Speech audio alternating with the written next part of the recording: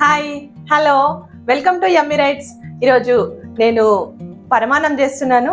నైవేద్యంగా అమ్మవారికి నైవేద్యంగా పరమాన్నం చేస్తున్నాను. నా స్టైల్లో పరమాన్నం ఎలా చేస్తానో మీకు చూపిస్తాను. చాలా సింపుల్ వేలో మనం పరమాన్నం చేసుకుందాం. మరి వాటికి ఏమేమి కావాలి, ఎలా చేస్తాను అనేది నన్ను ఛానల్ ఫాలో అయిపోతే మీరు ఈజీగా చేసుకోవచ్చు.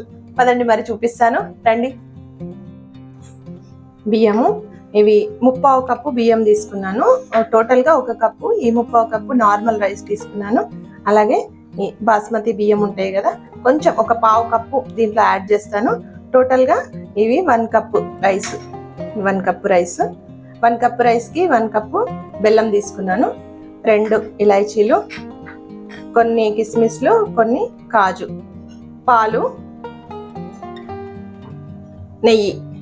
అంతే అండి, సింపుల్ ఇంగ్రీడియంట్స్. ఫటాఫట్ చేసేద్దామా మరి. ముందు ఈ రైస్ని అంతా బాగా 2-3 సార్లు కడిగి ఒక ½ అన్ అవర్ నానబెట్టేసుకుందాము. అలాగే పాలు పొయ్యి మీద పెట్టుకొని మరిగించుకుంటూ ఉందాము. 1/2 లీటర్ పాలు మరుగుతున్నాయి. ఈ మరిగే టైంలో మనం ఇది కడిగి ఒక ½ అన్ అవర్ నానబెట్టుకున్నాం కదా రైస్ని, ఈ పాలల్లోకి వేసేసుకుందాం. పరమాన్నంకి పాలల్లోనే రైస్ ఉడకబెడితే మంచి టేస్ట్ వస్తుంది. కొంతమంది మామూలుగా రైస్ అన్నం వండేసి తర్వాత పైనుంచి పాలు పోస్తారు. దానికంటే ఇలా చేసి చూడండి, ఈసారి చాలా బాగా టేస్ట్ వస్తుంది.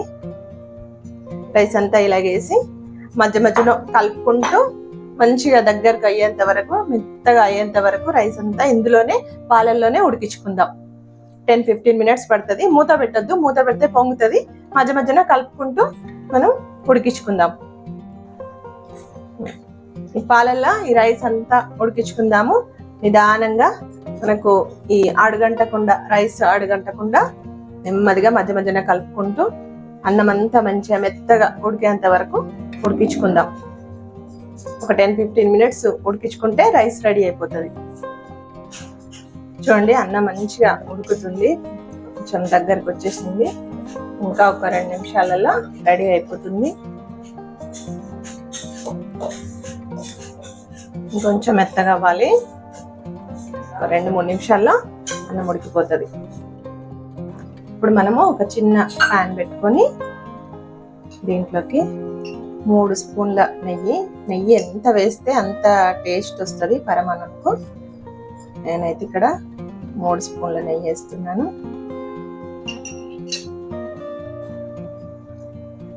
మనం తీసి పెట్టుకున్న ఈ పలుకులు ఉన్నాయి కదా, కాజు వేసుకున్నాము.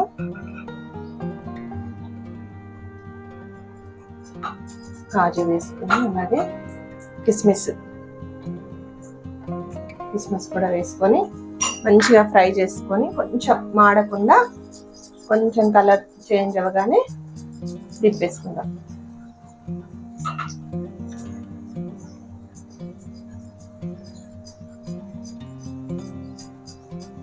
ఈ పలుకులు నెయ్యితోటే మంచి ఫ్లేవర్ వస్తుంది పరమాన్నంకి. ఇంకా మీకు కావాలంటే వేరే అన్ని మీ ఇష్టం ఉన్న పలుకులు యాడ్ చేసుకోవచ్చు. ఆపేస్తున్నా, స్టవ్ ఆపేసి ఇది పరమాన్నంలోకి వేసేద్దాం. చూడండి, అన్నం అంతా, రైస్ అంతా ఉడికిపోయింది చక్కగా. ఇది ఇంకా చల్లగైన తర్వాత కొంచెం చిక్కగా వస్తుంది, గట్టి పడుతూ ఉంటుంది చల్లగైన కొద్దీ. అందుకని ఇప్పుడే ఇది స్టవ్ ఆపేసి మనం తీసి పెట్టుకున్న బెల్లాన్ని ఇందులోకి వేసేసుకుందాం.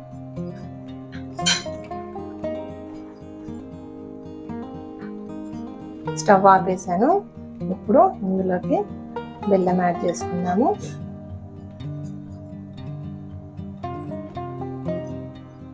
బెల్లం యాడ్ చేసుకొని ఒక్కసారి ఇలా కలుపుకుంటే అది కరిగిపోతూ ఉంటుంది. వేడి ఉంది కదా మనకు, ఆ వేడికి కరిగిపోతుంది బెల్లము.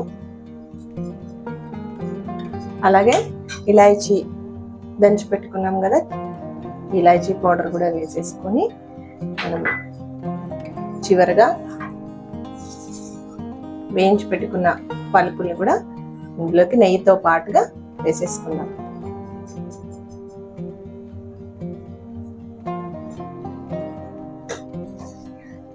చూడండి, ఇంత కమ్మనైన పరమాన్నం రెడీ అయిపోయింది. సర్వింగ్ బౌల్లోకి తీసేసుకోవడమే.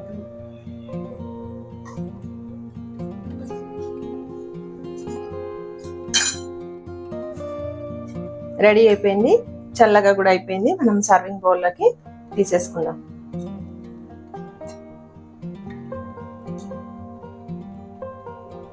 మంచి సువాసన గుమగుమలాడుతుందండి. ఇది చల్లగా అవుతుంటే ఇంకా కొంచెం గట్టిగా అవుతుంది, అందుకని కొంచెం పలుచగా ఉన్నప్పుడే ఆపేస్తే చల్లగా అవుతా ఉంటే కొంచెం గట్టిగా అవుతుంది. మరి రెడీ అయిపోయింది, వేడి వేడి పరమాన్నం రెడీ అయిపోయింది. ఇది కొంచెం చల్లగా అవగానే మనం నైవేద్యం పెట్టేసి మనం కూడా టేస్ట్ చూద్దాం. మరి రెడీ అయిపోయిందండి పరమాన్నం. ఎంత బాగుంది చూడండి, చాలా టేస్టీగా ఉంటది. మనం పాలతో చేసాం కదా, చాలా బాగుంటది. పిల్లలు కూడా చాలా ఇష్టంగా తింటారు. ఇది మరి అమ్మవారికి ఇష్టమైన నైవేద్యము. ఇలాగే చేయండి మీరు కూడా, తప్పకుండా చాలా బాగా నచ్చుతుంది మీకు. ఖచ్చితంగా చేయండి. మరి మన ఫ్రెండ్స్ అందరికీ షేర్ చేయండి. ఇలాంటి మంచి మంచి వీడియోస్ మళ్ళీ మన ఛానల్లో వస్తూ ఉంటాయి. మీరు అలా చూస్తూ ఉండండి, సబ్స్క్రైబ్ చేసుకోండి, మరి బెల్ ఐకాన్ కొట్టండి. ఇలాంటి వీడియోస్ చూస్తూ నన్ను ఎంకరేజ్ చేయండి. ఉంటానండి, బాయ్ బాయ్.